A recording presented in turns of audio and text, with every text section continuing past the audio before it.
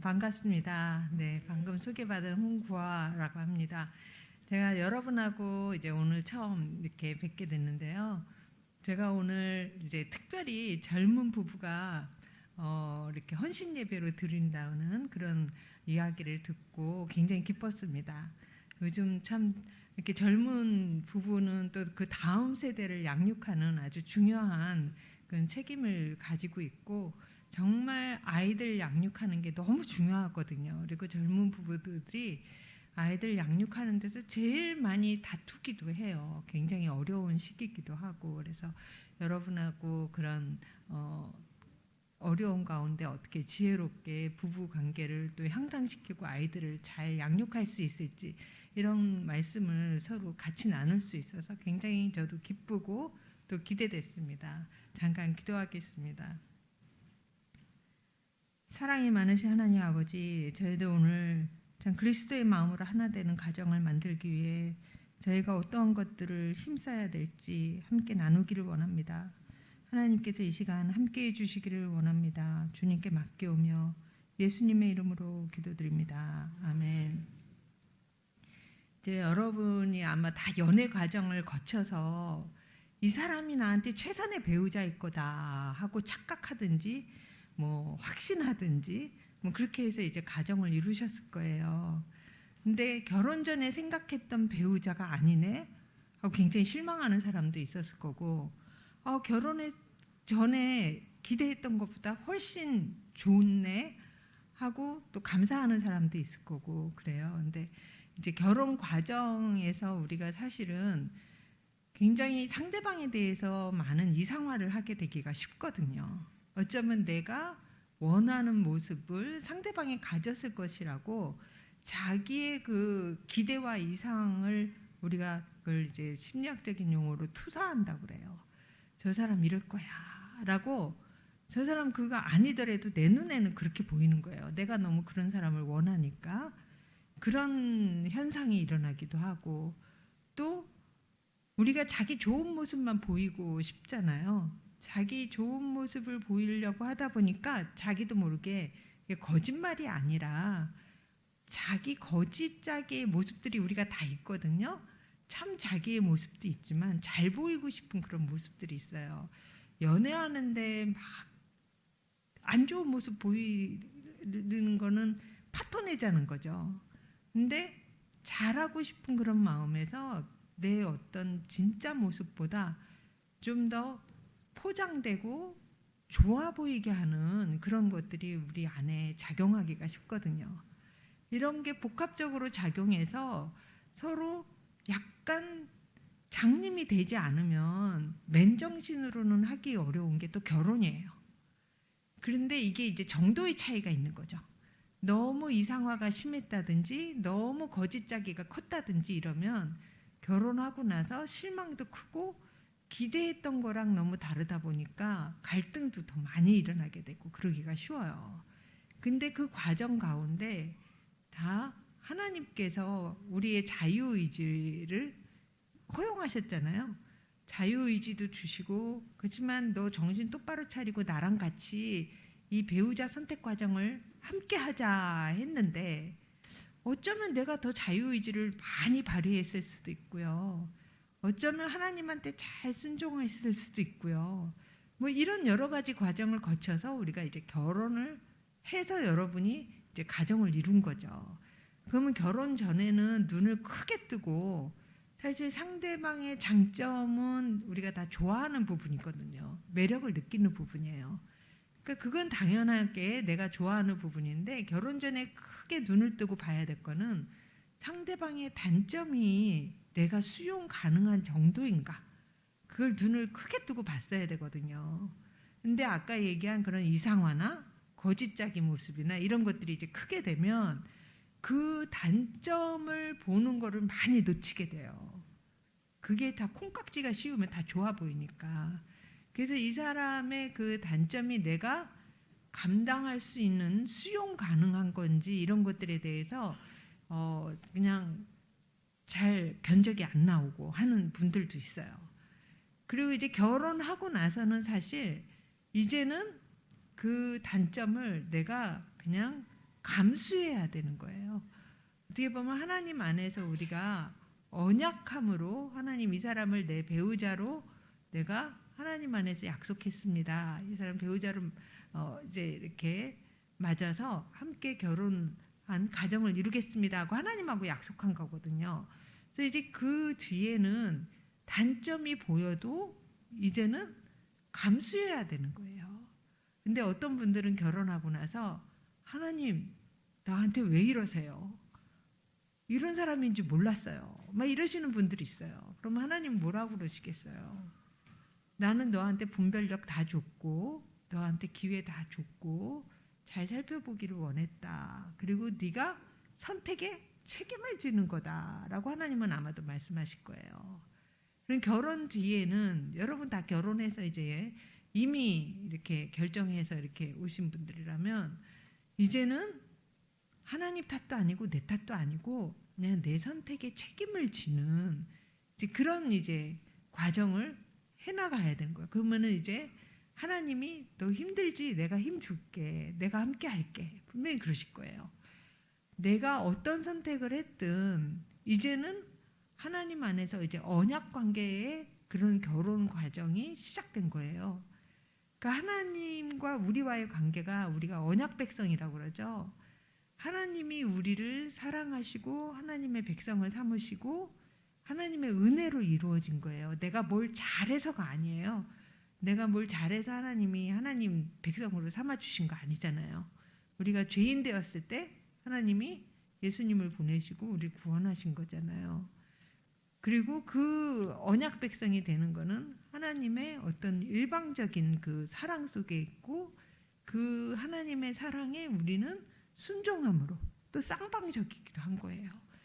근데 하나님이 우리를 사랑하시고 우리는 거기에 순종하는 그런 이제 일방적이면서도 쌍방적인 관계가 이제 언약 관계거든요. 그러면 그게 우리의 그 부부 관계에도 마찬가지로 이제 적용이 되는데요.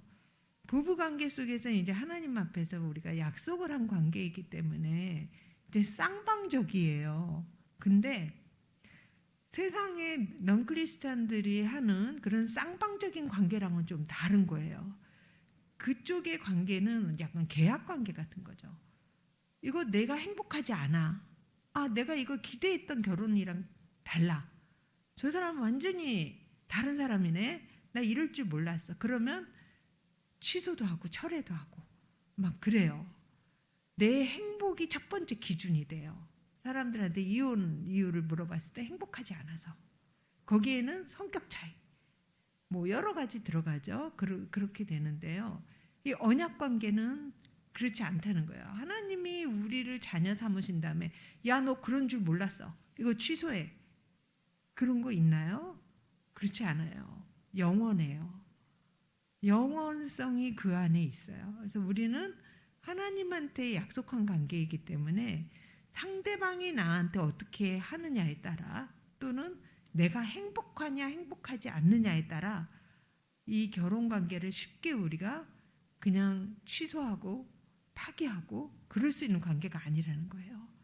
상대방이 나한테 어떻게 하든 상관없이 내가 하나님한테 이 사람을 남편으로 맞이하기로 아내로 맞이하기로 했기 때문에 하나님한테 순종하는 마음으로 이루어가는 관계가 또 결혼관계, 언약관계 속에서의 결혼관계라는 거죠.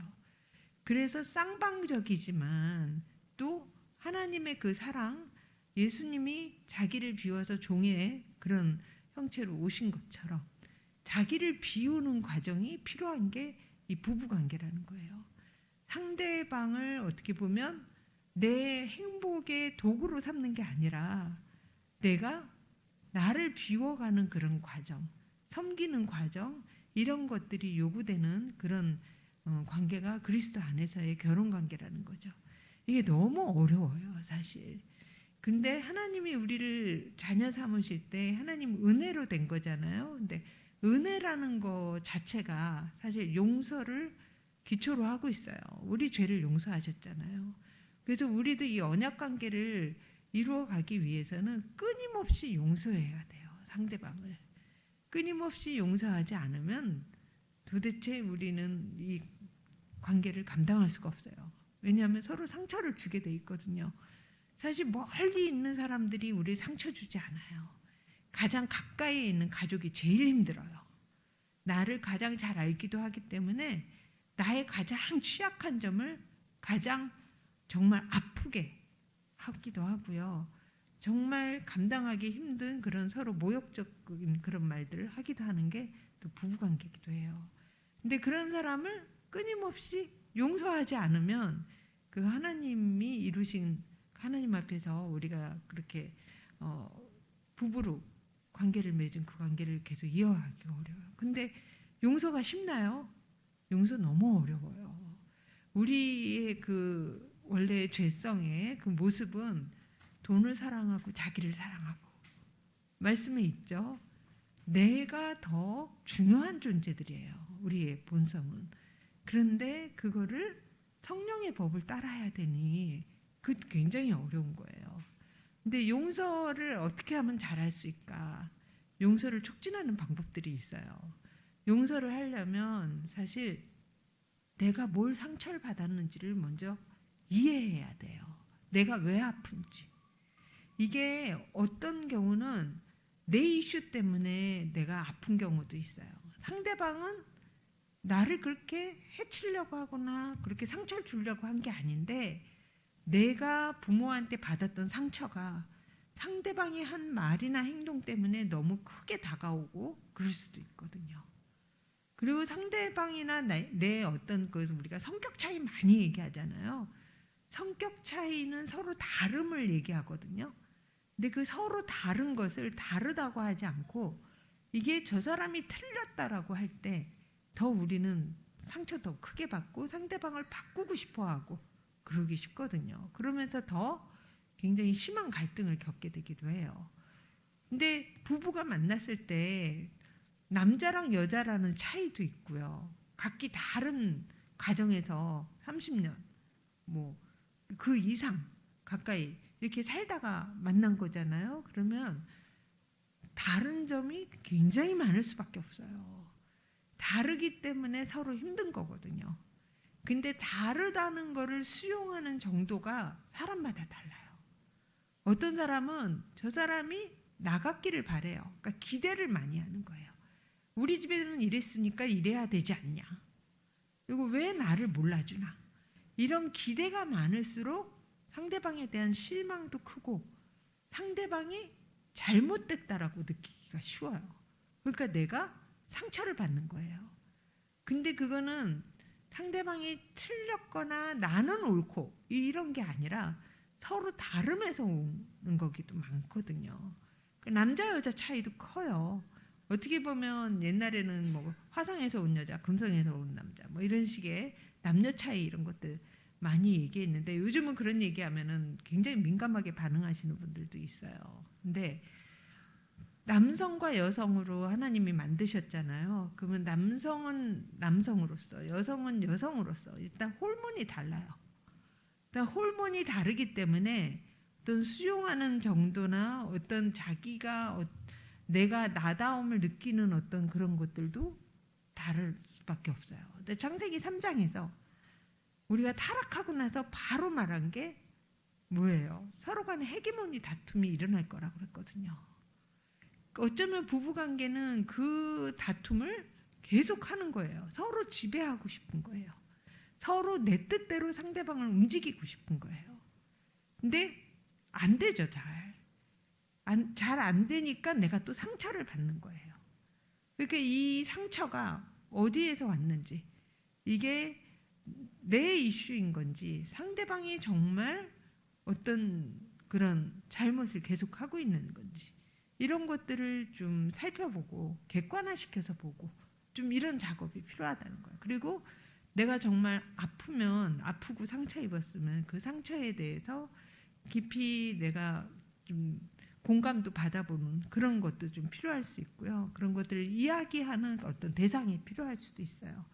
그럴수록 내 안에 그 상처를 인해서 이렇게 고인물이 생긴 것처럼 마음에 그 이제 흙투성이 물 같은 그런 구정물 같은 이런 것들이, 그런 감정들이 밖으로 소외내질수록, 이거 하나님 앞에서도 할 수 있죠. 그럴수록 내 안에 어떤 그 심리적 공간이라고 그러죠. 그런 것들이 이제 생기기가 쉬워요. 근데 내가 꽉 상처 입은 마음으로 혼자서 꼭 그 감정을 억압하고 있잖아요. 그러면 더 힘들어요. 상대방을 볼 여유가 더 없어지는 거예요. 그래서 간혹 어떤 분들은 신앙으로 모든 게 다 된다고 그렇게 이렇게 생각하시는 분들이 있어요. 신앙으로 될 수 있어요. 근데 다윗 보세요. 하나님 앞에 얼마나 많이 토로해요. 심지어 어떤 때는 시편에 보면 막 저주도 하잖아요. 다윗의 그런 토로가 있고 내가 얼마나 아픈지, 저 사람이 나한테 어떤 잘못을 했는지, 이런 것들을 토로하고 아파하고 이런 과정이 있으니까 뒤에 찬송이 나오거든요. 뒤에 그런 과정이 있은 다음에 용서가 나올 수 있는 거예요. 근데 이 과정을, 앞에 과정을 하지 않고 내가 꼭 눌러두고 있으면, 누르면 어때요? 없어지지 않아요. 언젠가 터져요. 부적절하게. 내가 왜 화내는지 몰라. 아내한테 너무너무 화가 나는데 이거를 남자가 째째하게 그러면 안 된다. 나는 큰 남자지. 꾹 누르고 있어요. 왜 화나는지에 대해 살펴보지 않아요. 이게 내 이슈인 건지 아내가 날 무시하는 건지 이거를 살펴보려고 하지 않아요. 꾹 누르고 있어요. 그러면 언젠가 더 큰 분노로 폭발을 하게 돼요. 그럼 그게 굉장히 관계를 더 해치거든요. 아내들도 마찬가지예요. 내가 왜 이렇게 이 사람한테 자꾸 잔소리를 하게 되지? 내가 왜 이렇게 이 사람한테 자꾸 애정을 갈구하지? 이게 내 문제인가? 저 사람이 나한테 너무 관심이 없는 건가? 왜 나는 이렇게 상처를 늘 받지? 이걸 살펴보고 하나님 앞에 토로도 하고 뭔가 상담도 받고 이런 과정을 거치지 않고 혼자 꾹 누르고 있으면 우울해진다든지 남편한테 엄청난 분노를 폭발한다든지 이러면 관계를 더 해치게 되는 거예요. 그래서 용서하고 관계를 이렇게 좀 향상시키고 싶으면 먼저 자기 감정을 잘 돌아볼 필요가 있어요. 내 상처가 무엇인지, 이게 어디에서 왔는지. 그래서 그런 것들을 잘 들어주는 사람을 만나면 훨씬 이 과정이 촉진될 수 있어요. 여러분이 혹시 부모님한테 상처를 받은 것들 때문에 이게 현재의 관계에도 영향을 미친다. 그러면 부모님과의 관계에 대해서도 잘 살펴보고 내가 받은 상처에 대해서 애도하고 아파하고 부모님의 그 한계를 수용하고 용서해야 될 수도 있어요. 부모님을 계속 미워하고 있으면 거기에 묶여 있는 거예요. 어떻게 보면 과거에 묶여 있는 거죠. 그래서 현재 관계에서 그거를 또 반복하게 되기가 쉬워요. 근데 부모님한테 받은 상처들을 그 부모의 한계가 어떤 것들이 있어서 부모님은 나한테 그렇게 매서운 말들을 하셨는지, 왜 나를 그렇게 차갑게 대하셨는지, 뭐 이런 것들을 그 부모의 그런 어떤 그 시대적인 배경들, 부모님은 어떤 부모, 할머니 할아버지죠?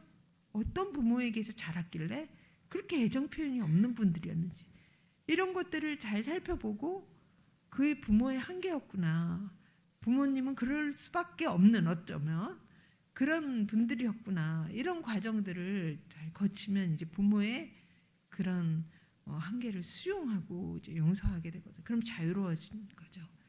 과거에 묶여 있는 삶이 아니라 내가 더 현재에 충실할 수 있는, 어떻게 보면 앞에 놓인 푯대를 향해서 보고 달려갈 수 있는 그런 삶이 되거든요. 근데 그런 과정들을 여러분이 할 때 훨씬 가족관계 안에서 일어나는 그런 상처들을 쉽게 용서할 수가 있어요. 그래서 용서하는 데는 이제 그렇게 자기의 상처를 잘 돌아보는 거, 그리고 상대방의 입장에 서보는 거, 상대방의 신발을 신어보는 거죠. 왜 저 사람은 저런 행동을 하는지 상대방의 신발을 신어보고 좀 공감해 보려고 하는 거. 공감이라는 거는 그 사람의 세계에 들어가 보는 거거든요.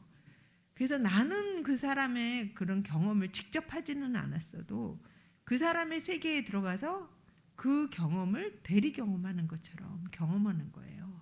그렇게 했을 때 훨씬 그 사람을 이해하고 용서할 수 있는 그런 심리적 힘이 생기거든요. 그리고 이제 자기를 돌아보는 거예요. 나는 어떠한가? 나 때문에 저 사람도 상처를 받지 않는지 이런 걸 돌아보는 거죠. 어떤 분들은 부부 관계가 이제 상호적인 관계거든요. 근데 그 상호성을 잘 이해 못 하시는 분들도 있어요.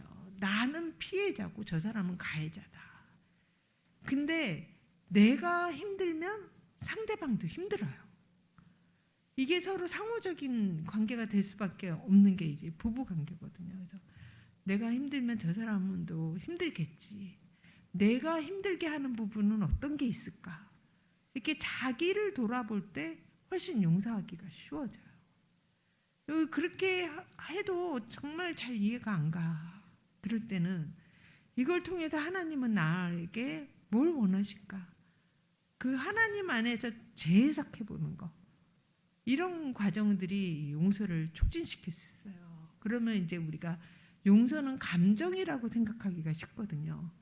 근데 뭔가 용서하면은 마음이 가벼워지고 뭐 어떤 이런 감정이라고 생각하기 쉬워요. 우리가 마치 사랑을 감정이라고 생각하기 쉽듯이, 그리고 또 믿음을 감정이라고 생각하기 쉽듯이 용서도 뭔가 마음이 개운해지고 이제는 저 사람이 사랑스럽고 뭐 이렇게 되리라고 기대하기가 쉬워요. 근데 사랑, 믿음, 용서 다 굉장히 복합적인 거예요. 지, 정, 의 다 들어가고요. 영적이기도 하고요. 이런 거거든요. 내가 보이지 않는 하나님을 믿는 거예요. 그러니까 찬양하고 막 이럴 때는 감정이 막 차올라서 정말 믿음이 충만해지는 것 같아요. 근데 주차장 나가자마자 그 감정, 내 차를 누가 긁어갔어요. 뭐 이러면 어때요? 그 감정 없어지기도 해요. 내가 갑자기 병이 들었어요. 하나님 나한테 왜 이러세요? 이러기 쉬워요. 그게 이제 우리가 감정에만 의지하는 신앙생활을 하면 굉장히 널뛰는 신앙생활을 하기가 쉬운 거예요. 근데 그 믿음이라는 게 하나님이 나에게 안 보이는 안 보이죠. 나에게 안 느껴지는 것 같아도 하나님은 살아계시고 나와 함께 계신다는 걸 내가 붙들고 있는 거. 내 의지도 굉장히 필요한 거예요. 사망의 음침한 골짜기를 지날지라도 함께 하신다고. 사망의 음침한 골짜기를 너는 안 지나가게 해줄게 한 번도 약속하시지 않았거든요. 우리의 삶은 사망의 음침한 골짜기가 항상 있게 마련이에요. 그때도 하나님은 나와 함께 하시겠다고 약속하신 하나님이다. 그거를 가장 힘들 때 놓지 않는 거. 그게 믿음이거든요. 그럼 용서도 어때요? 의지예요. 내가 저 사람을 하나님 용서하겠습니다 라고 내가 헌신하는 거예요. 그러면은 또 보면 또 미워. 그럴 수 있다는 거예요. 이제 그 크리스찬들 가운데 이 용서하라는 말씀 때문에 너무 힘들어하시는 분들이 있거든요. 나는 미워하면 안 돼요. 하나님 믿는 게 너무 힘들어요. 저 사람은 나한테 그렇게 상처 주고도 뻔뻔하게 잘 사는데 왜 나만 노력해야 돼요? 뭐 이러시는 분들도 있거든요. 근데 하나님은 내가 다 알아. 내가 다 알아. 막 그러실 거예요. 그리고 네가 용서하기로 나한테 계속 나오는 거. 다시 미운 감정 들 수 있어. 괜찮아. 그랬을 거예요. 그게 이렇게 우리가 이제 그 하나님 안에서 그 감정에 너무 의지하는 삶을 살다 보면 스스로 더 힘든 그런 이제 결과를 낳게 되는데요. 거기에서도 우리가 좀 벗어날 필요가 있어요. 그래서 끊임없이 용서해야지 유지되는 게 부부관계라는 거. 그래서 항상 즐거울 수만은 없는 게 또 부부관계라는 거. 그래서 서로 다름을 이제 우리가 수용해야 되는데 왜 어떤 사람은 그 수용이 잘 되고 어떤 사람은 그렇게 다르다는 거를 잘 수용을 못할까? 이게 부모님과의 관계에서 자기 원 가족에서 어떻게 내가 자라왔느냐에도 많은 영향을 받더라는 거예요. 그게 이제 전문 용어로는 우리가 분화라고 그래요. 분화라는 거는 서로 다름을 인식하는 어떤 그런 differentiate라고 그러는데요. 이 서로 다름에 대한 인식 그렇게도 이해를 할 수가 있거든요. 그러면 분화 수준이 높을수록 나랑 굉장히 다른 사람에 대해서 그렇게 감정적으로 격하게 왜 저래 하고 반응하지 않는다는 거예요. 그러니까 저 사람은 왜 저럴까 하고 이성적으로 좀 감정을 컨트롤하고 감정적으로 격하게 반응하는 거를 좀 조정할 수 있는 그런 능력, 이런 것들이 분화 수준이 높은 사람들이 좀 더 많이 생기게 되고 그러는데, 이제 어떤 사람들은 그 수준이 낮은 사람들이 있다는 거예요. 그 사람들은 이제 가정에서 이제 자랄 때 부모로부터 독립적인 존재로 이렇게 존중받으면서 잘 자라지 못하신 그런 분들.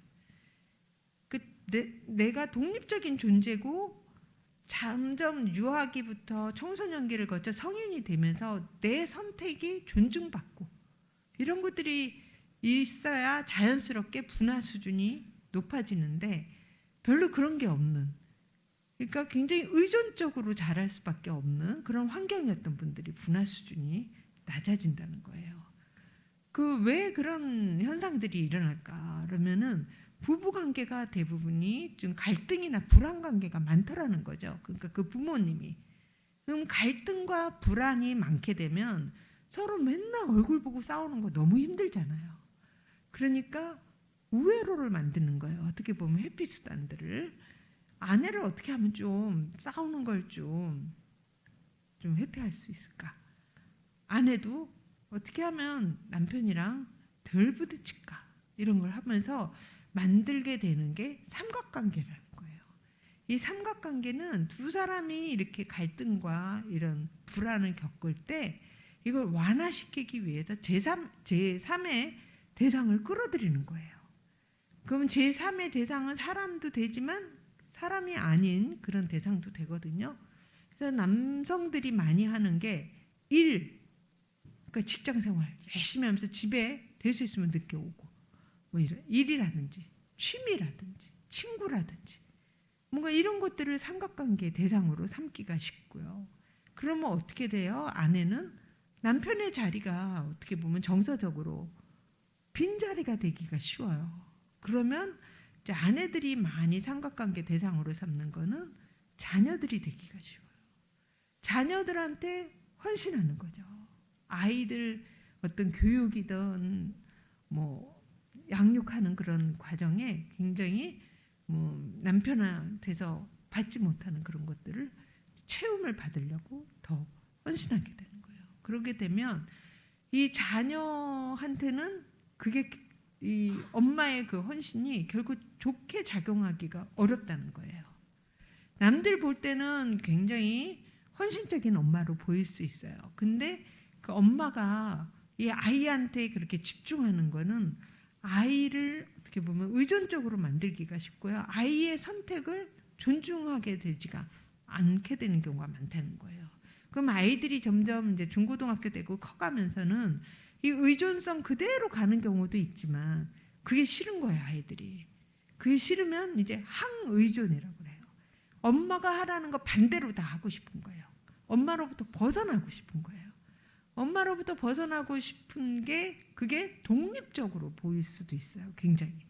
근데 그게 그 본질적인 면에서는 이 의존성이랑 거의 비슷하다는 거예요. 그래서 엄마가 하라는 거랑 반대로 하다 보니까 자기 진로도 그렇게 막 결정하는 거. 나중에 엄마가 반대하는 엄마가 하라는 거는 너무 싫으니까 반대하는 결혼. 뭐 이런 식으로 결정하시는 분들이 있는데 그 내면에 뭐가 있는지를 잘 보셔야 되는 거죠. 그래서 이 자녀들이 굉장히 사실은 의존이든 항의존이든 독립적인 어떤 그런 분화 수준을 높이지 못하고 의존적으로 자라기가 쉬워요. 그래서 이제 아들한테 많이 그렇게 되면은 아들은 엄마의 사실 정서적 남편 역할을 하고 있게 되기가 쉽고요. 만약에 딸한테 그러면은 딸은 엄마의 카운슬러 역할을 하게 되는 경우들이 있어요. 근데 이 삼각관계의 대상이 된 자녀들은 자기의 노력으로 이 부모의 관계를 좀 좋게 하고 싶은 그런 열망들도 있거든요.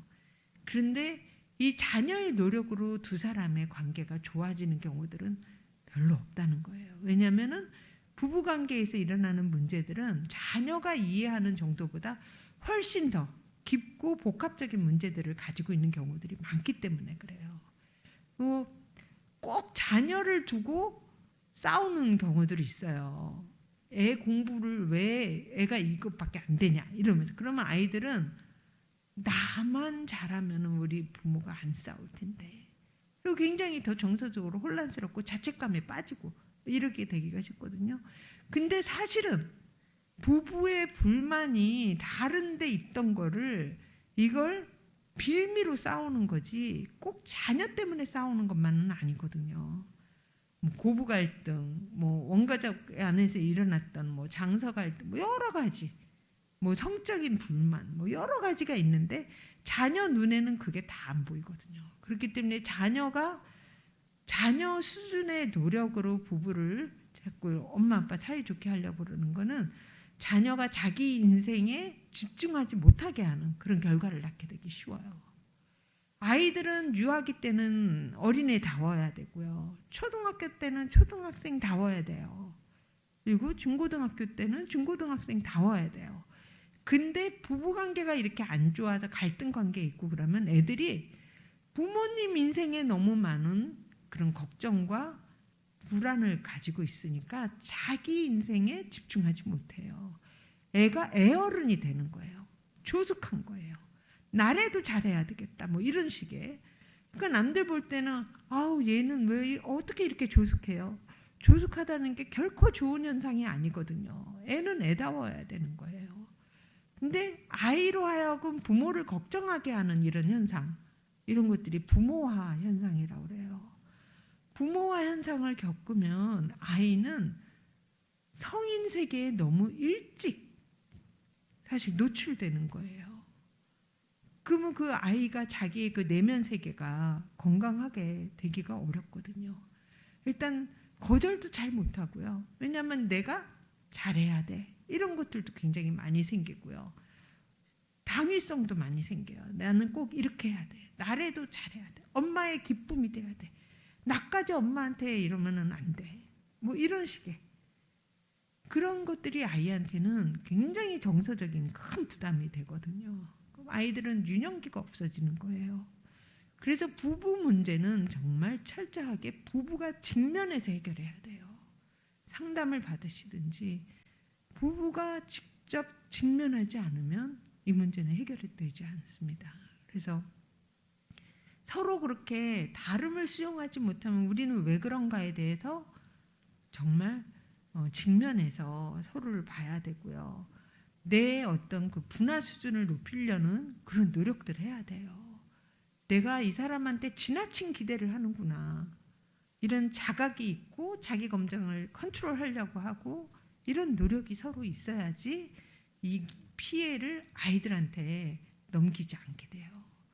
그래서 사실 부부관계는 대칭 관계라고 그러고요. 부모-자녀 관계는 비대칭 관계라고 그래요. 대칭 관계라는 거는 상호적이라는 거예요. 서로 공평해야지 되는 관계라는 거예요. 그래서 에베소서 말씀에서도 남편들은 교회를 그리스도께서 사랑하신 것처럼 네 몸같이 그렇게 사랑하라고 그러잖아요. 그거 너무 힘든 과정이거든요. 예수님이 교회를 위해서 뭐 하셨어요? 죽으셨어요. 그 남편들은 아내를 위해 넌 죽어. 그래요. 그러면 이제 아내들한테는 뭐 하래요? 그래 너도 네 뜻 다 있고 그래. 근데 기꺼이 남편을 위해 네 뜻 내려놓고 순종해. 그러거든요. 뭐가 더 어렵겠어요? 둘 다 어려워요. 그러면 서로 이런 얘기들을 하거든요. 남편들은 날 존중해봐. 내가 사랑 안 하겠어? 그럼 아내들은 뭐라 그래요? 날 사랑해봐. 내가 존중 안 하겠어? 이래요. 둘 다 맞아요. 근데 둘 다 뭘 요구하는 거예요? 네가 먼저 해를 요구하는 거예요. 사랑할 만해야 사랑하지. 남편들 그러는 거고요.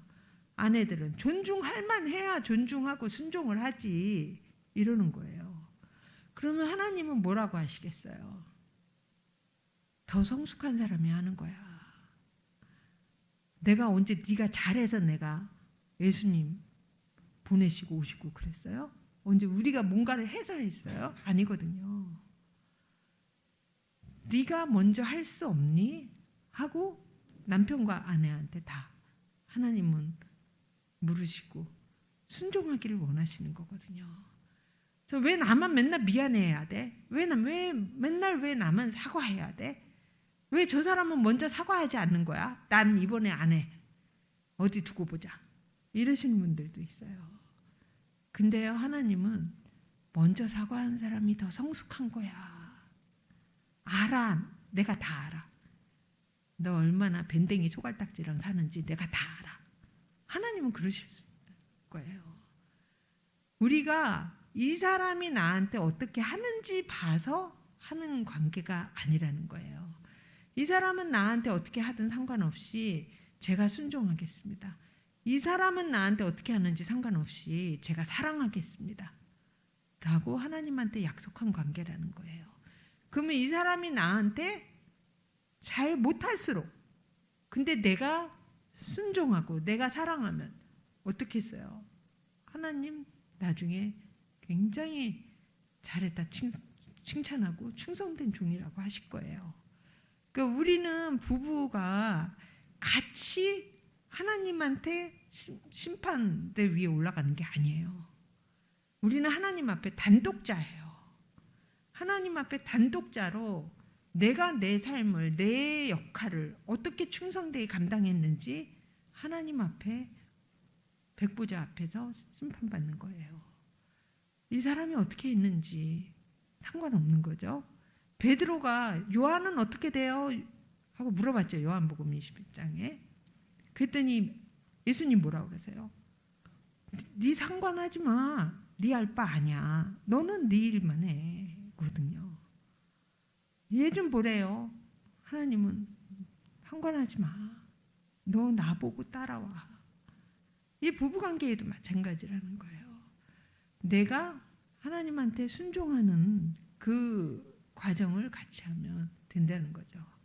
그러면 내가 그렇게 바뀌잖아요. 정말 예수님한테 내가 시선을 고정하고 그렇게 내 어떤 그 삶에 충성하려고 하고 그렇게 바뀌잖아요. 그럼 부부관계는 이 상호성의 원리가 있고 상보성의 원리라고 그래요. 상보성의 원리가 있어서 바뀐다는 거예요. 내가 대하던 방식이 바뀌면 상대방도 그거에 대해서 반응하게 돼 있다는 거예요. 옛날 같으면 지금 난리가 났는데 왜 잔소리를 안 퍼붓지? 그럼 나도 다르게 반응할 거 아니에요? 이런 식으로 한쪽이 먼저 바뀌면 다른 쪽도 그에 따라서 상하는 그 반응이 달라진다는 거죠. 그렇기 때문에 한 사람이라도 성숙하면 부부관계가 그렇게 막장으로 치닫지 않아요. 둘 다 비슷하게 미성숙하면 굉장히 롤러코스터를 탑니다. 근데 한 사람이라도 정말 순종하고 계속 지지하고 우리가 닷이라고 그러죠. 예수님한테 닷을 내리고 그 인내하고 아이를 양육하듯이 아니 왜 내가 이 AS도 안 되는 사람 내가 왜 양육해야 돼? 뭐 그럴 수 있어요. 근데 그 내가 선택했거든요. 내가 내 발등 찍었어요. 그럼 어떻게 해요? 그냥 양육해야 돼요. 그럼 하나님 몇 년이나 해야 돼요? 30년 이렇게 살던 사람 만난 거면 30년 정도 살면 60대 정도 되면 좀 바뀌어 있을 수도 있어요. 어쩌면 하나님 앞에 갈 때까지 안 바뀔 수도 있고요. 근데 이제 정말 부부관계 이제 하기 전에 사실 연애 과정 이때가 더 중요하거든요. 사실 그래서 정말 너무너무 자기중심적인 사람들이 있어요. 자기밖에 모르는 이게 병리적인 수준들이 있어요. 그런 분들은 정말 결혼 전에 걸렀어야 되는데 내가 못 걸렀어요.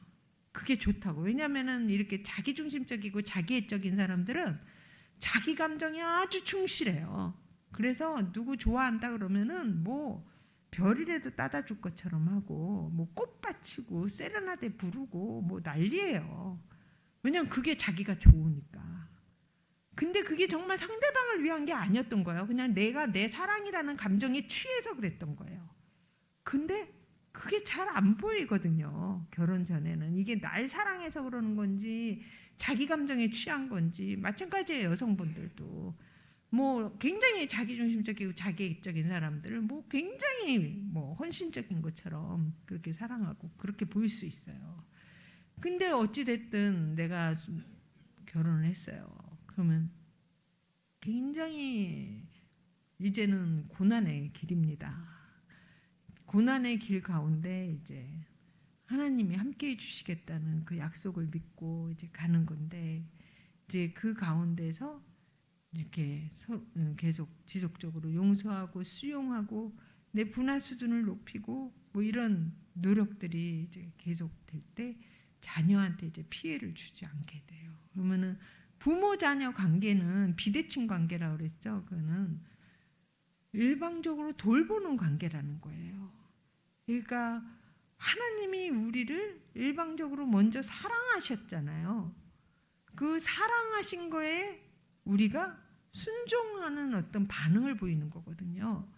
그러니까 마찬가지예요. 사랑은 위에서 아래로 흐르게 돼 있어요. 그러니까 우리가 자녀를 사랑으로 돌보고 청지기 정신으로 하나님이 주신 아이예요. 내 아이가 아니에요. 하나님이 주신 자녀로 나는 청지기 정신으로 잘 양육해서 성인이 되고 이제 부모를 떠나 이제 독립된 인격체로 살게 하는 거. 그게 부모됨인데요. 거기에서 아이한테 뭔가 대가를 바라는 거 이런 관계가 아니라는 거예요. 엄마가 이렇게 했으면 너도 이래야지 이런 관계 아니라는 거예요. 그럼 아이들은 그 어떤 그 헌신적인 부모의 사랑에 대해서 에베소서에서 뭐라 그래요? 부모한테 순종하라고 그러죠. 마찬가지인 거예요. 하나님의 사랑에 우리가 순종으로 돌려주는 것처럼 우리가 사랑을 온전히 잘 해줄 때 돌봄을 부모 때문에 그 돌봄을 잘 해줄 때 아이들이 순종하게 되는 거예요. 그러면서 자녀들을 노엽게 하지 말라 그러죠. 자녀 화나게 하지 말라는 거예요. 그럼 애들이 순종할 수가 없어요. 자녀를 노엽게 한다. 자녀들이 언제 화가 나겠어요? 사실은 애들이 크게 상처받을 때, 부당하다고 느낄 때, 부모가 도대체 이해가 안 갈 때, 이럴 때 상처받거든요. 그게 이제 더 어릴 때는 그 표현을 잘 못해요. 표현을 잘 못하다 이제 점점 사춘기 되고 그러면 이제 분노하죠. 그 분노하는 아이들을 보고 너 어디서 화를 내? 부모한테 하는 그 태도가 그게 뭐야? 하고 그것만 혼내면 애가 말 잘 들을까요? 초등학교 때까지는 어떻게 하면 부모의 그런 권위나 뭐 이런 걸로 애를 잡아서 뭔가 좀 누를 수도 있을지도 몰라요. 근데 점점 커가면서도 그러면 이제 아이가 벽을 닫죠. 이제 부모님하고 대화하려고 하지를 않아요. 그렇게 되기 전에 이제 부모님들이 이 아이가 왜 그럴까? 왜 이런 행동을 할까? 그 궁금해해야 된다는 거예요. 그리고 아이한테 뭔가 상처가 있지는 않은지, 아이의 그 원함이 뭔지 이런 것들을 아이의 태도를 지적하기 전에 어쩌면 그런 것들을 먼저 살펴보려는 그런 노력이 필요하다는 거예요.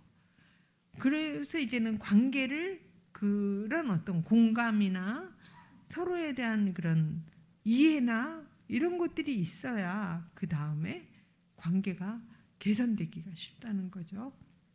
그래서 부부관계도 마찬가지고 부모 자녀 관계에서도 대화가 너무 안 된다.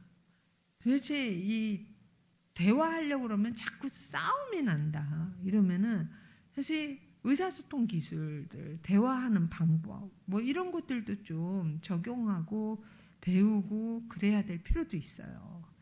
그러면 사실 듣기, 말하기, 의사소통이라는 건 듣기와 말하기로 돼 있거든요. 그럼 듣기가 더 중요할 것 같아요? 말하기가 더 중요할 것 같아요? 듣기가 더 중요하죠. 그죠? 듣기는 속히 하고 말하기는 더디 하라고 그랬어요. 듣기가 더 중요해요. 그러면 들었다는 거는 이거 아니라는 거예요. 상대방이 한 말에 대해서 내가 정말 이해했다는 표현을 해주는 거.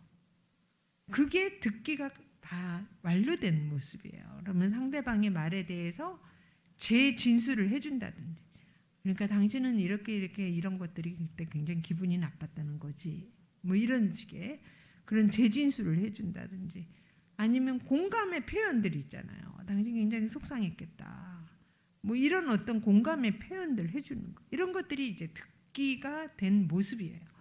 그럼 듣기를 했으면 이제 말하기를 이제 해야 되는데, 나도 할 말이 있을 거 아니에요. 말할 때 공격적으로 하게 되면 상대방은 그 말 듣고 싶지 않아요. 우리는 다 자기를 사랑한다고 그랬잖아요. 너무 그 말이 내가 비난받는 것 같고 공격받는 것 같으면 그 말이 옳은 말이라고 해도 듣고 싶지 않은 거예요. 방어하고 싶은 거예요. 내가 뭘 맨날 그랬다고, 이런 식의 어떤 그런 방어. 그러면 상대방은 뭐래요? 아, 이거 못 알아듣네. 언제 그랬는지 더 세게 말하죠.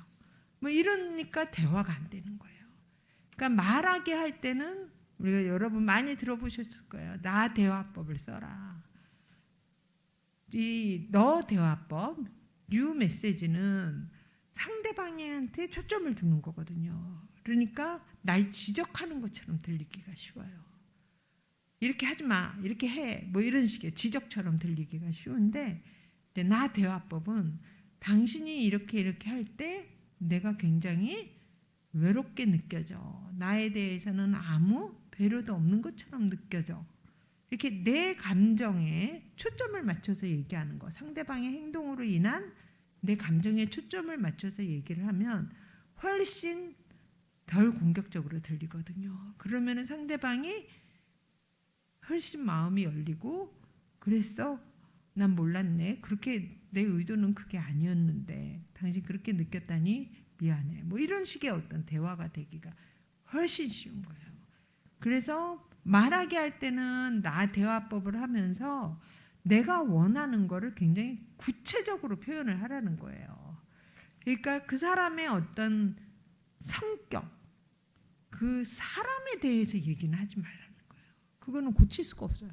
성격이 금방 고쳐져요. 당신 왜 그렇게 사람이 매몰차? 당신 나는 생각이나 하는 거야? 이러면 어때요? 아니 내가 이제까지 해준 거는 다 까먹고 나를 저렇게 매몰차고 차가운 그런 사람으로 보는 사람한테 내가 왜 뭘 더 해줘? 이런 식의 어떤 반감이 확 들거든요.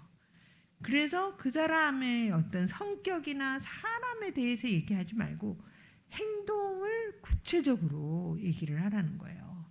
그래서 당신이 적어도 늦을 때는 늦는다고 나한테 알려줬으면 좋겠어. 이렇게 아주 구체적으로 왜 그렇게 날 케어 안 하냐, 뭐 하냐, 뭐 이렇게 막 그 사람에 대해서 얘기하지 않고 구체적인 행동에 대해서 서로 얘기하면 훨씬 그 수용하기가 쉬워지거든요. 애들한테도 마찬가지예요. 애들이 연령 수준이 낮을수록 굉장히 구체적으로 얘기해야 돼요. 그리고 어떤 때는 뭔가를 지시했을 때 그거를 반복해서 제대로 접수했는지 확인해야 될 수도 있어요. 여기서 크게 얘 뭐해 이러면 애는 게임하느냐고 하나도 접수 못해요. 그러면 너 엄마가 아까 하라고 그랬는데 왜 안 했어? 이러면서 쓸데없이 서로 또 감정 소모하게 되고 그러기 쉽거든요. 그러니까 얘기할 때는 행동에 대해서 구체적으로 하고 그 사람의 어떤 행동에 대한 내 감정을 얘기하고 이런 식으로 하면 서로 굉장히 이 감정이 격화되는 것들을 이제 좀 완화시킬 수 있고요.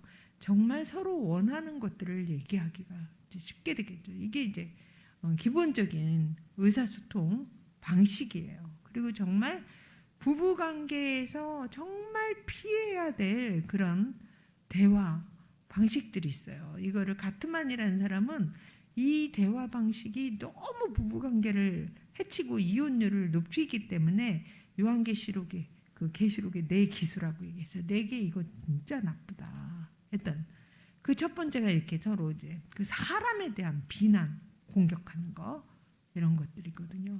그거 정말 하시지 말고 구체적으로 그 자기 원하는 거 이런 것들 얘기하는 거.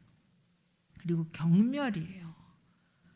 경멸하는 거 정말 나도 모르게 비언어적으로도 나타나기 쉽고요. 눈빛, 표정 이런 게. 그러면 날 그렇게 무시하고 경멸하는 사람, 배우자가 그 사람 사랑하기도 어렵고 사실 순종하기도 어려워. 어쩌면 이거는 경멸은 내 어떤 그 공격성을 굉장히 내가 막 그 말로 정말 나쁜 사람 되지 않겠다 그러면서 어쩌면 더 나쁜 방식을 취하는 걸 수도 있어요. 모멸감 주려고 하고 이런 것들 피하셔야 되고요. 그리고 이제 불평을 하고 그랬을 때 뭔가 그거에 대해서 계속 방어만 하는 거, 그것도 굉장히 관계를 해친다는 거예요. 상대방이 뭔가 불만이나 불평을 얘기하면 들어줘야죠. 들어주고 뭔가 거기에 대해서 나도 할 말이 있으면 또 나대화법도 하고 뭔가 이런 것들을 해야 되는데 뭔가 상대방이 뭔가를 불평을 했을 때 나는 불평 없는 줄 알아? 나는 뭐 당신이 다 좋은 줄 알아? 그리고 자기가 가지고 있는 불평 가지고 오는 사람들이 있어요.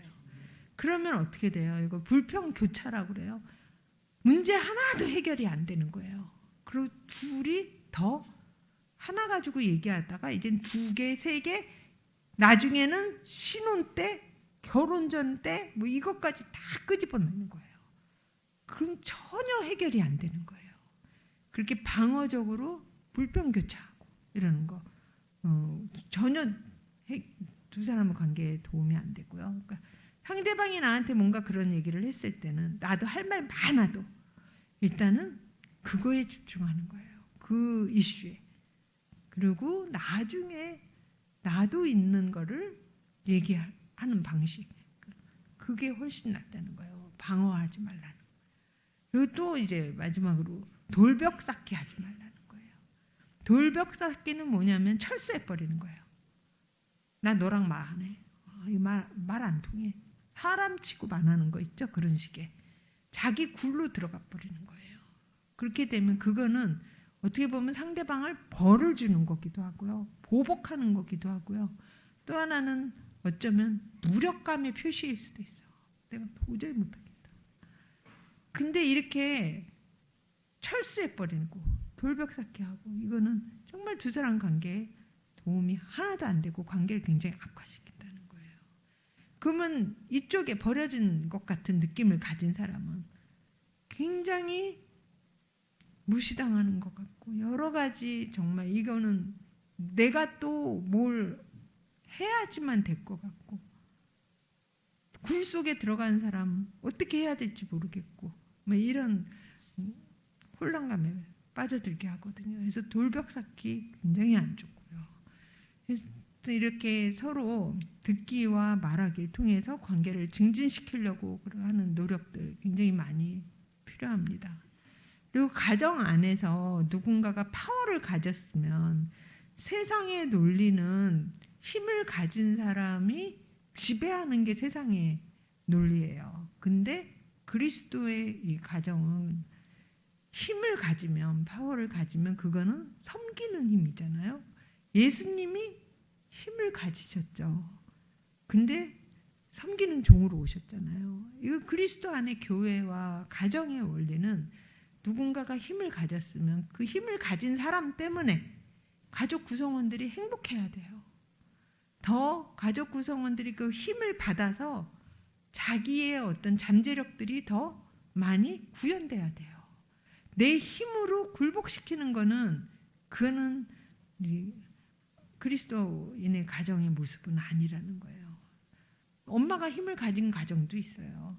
아빠가 힘을 가진 가정도 있고 그러면 나 때문에 행복해야 되는 게 그게 하나님의 원리고요.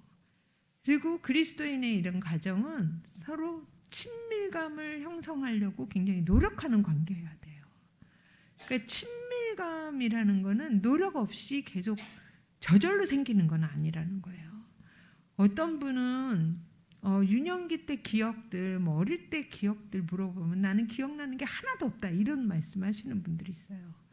그런 분들은 자기의 그런 어떤 상처들 이런 것 때문에 기억을 어쩌면 나도 모르게 너무 기억나면 아프잖아요. 기억을 내가 나도 모르게 무의식적으로 억압해서 지웠을 수 있어요. 왜냐하면 좋은 추억이 많으면 그렇게 기억나는 게 하나도 없지 않거든요.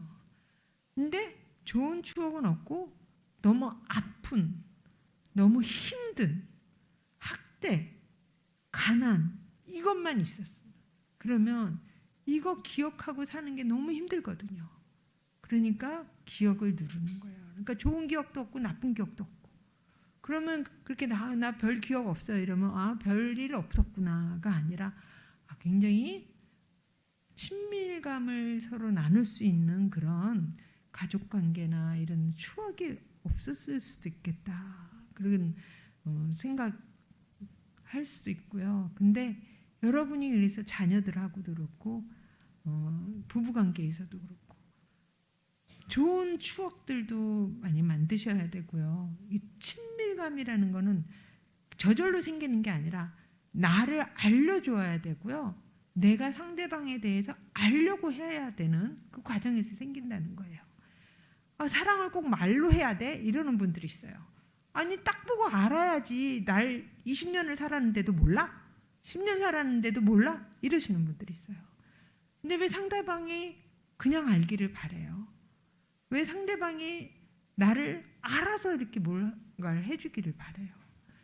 알려주라는 거예요. 나에 대해서 알려주고 그리고 상대방에 대해서 알려고 하는 그런 노력들을 하는 거. 이런 것들이 친밀감을 더 많이 생기게 한다는 거죠. 그래서 자녀들하고도 정말 그런 말하기와 듣기 통한 공감의 표현들 많이 해주면서 자녀들이 정말 자기 인생의 자기 인생 주기들이 있잖아요. 그 주기에 적합한 자기 과제에 충실할 수 있게 부모 걱정하지 않게 그렇게 자녀들을 잘 돌보시고 그런 여러분이 되면 좋겠습니다. 네, 잠깐 기도하겠습니다. 사랑이 많으신 하나님 아버지,